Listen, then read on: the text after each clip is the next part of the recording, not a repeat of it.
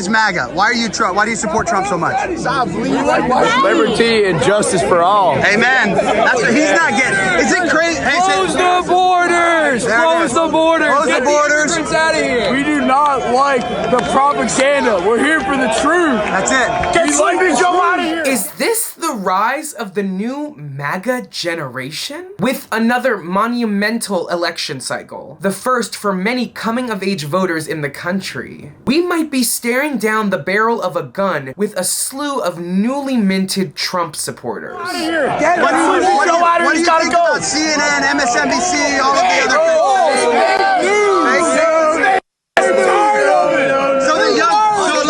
a lot of people think the country's gone, that the next generation, your generation, isn't smart, is all libtards, all brain dead. What do you tell them? I'll tell you what, there's a lot of propaganda going on. There's only real people out here that understand the real media. Yeah. We understand the truth. We like people that are truthful. Right, so we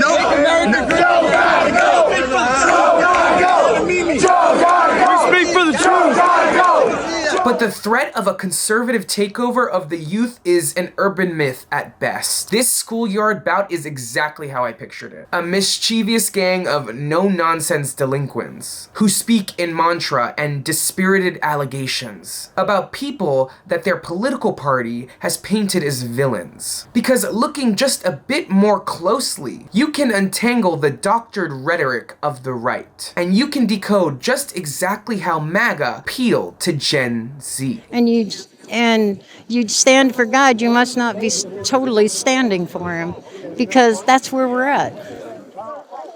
And how did Donald Trump make your life better? Oh, he gives me hope that someone will stand up for it.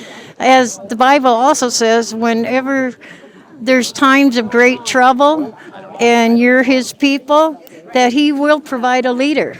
And I do believe that Trump is our leader that God has given us.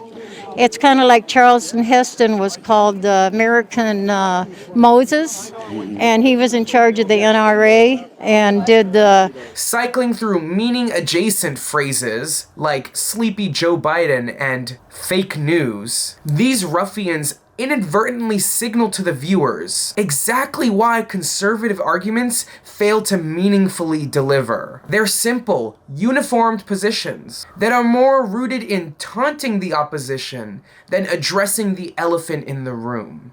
It's almost as if all Republicans, regardless of age, choose ignorance and intimidation, occupying themselves with the arbitration of the Republican ideology, as opposed to actually governing. But the agitated young men of the MAGA generation are more relentless compared to the more pious and homely rendition of earlier generations. One can only begin to wonder what will happen when these two conflicting perspectives on conservatism collide. Joe's gotta go, baby. He's gotta go. We speak for the truth. That's it, man. That's it. All right, no pressure, guys. But the future of our country is on your shoulders. It's on his. Are you guys?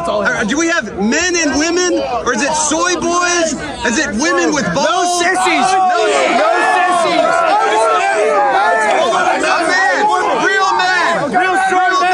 Strong men and women. That's no it. sissies. That's it. No real men, real women. Yes.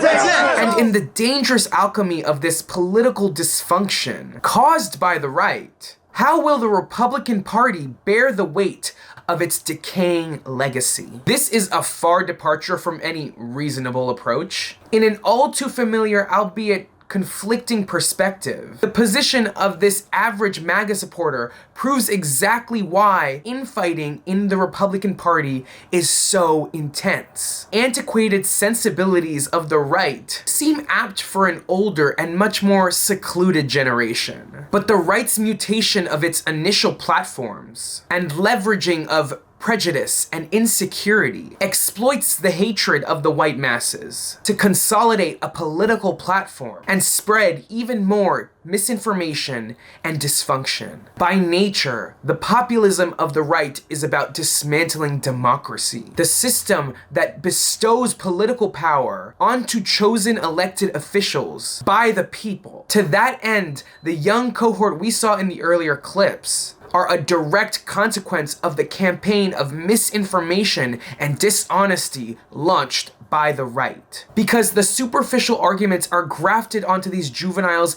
in bleedingly obvious detail, compromising their political messaging as nothing more than indoctrinating propaganda and bad faith rhetoric. But it's the age of information, and it's so easy to cut the bull. And considering all that, I doubt MAGA will be adding a Z to their name anytime soon.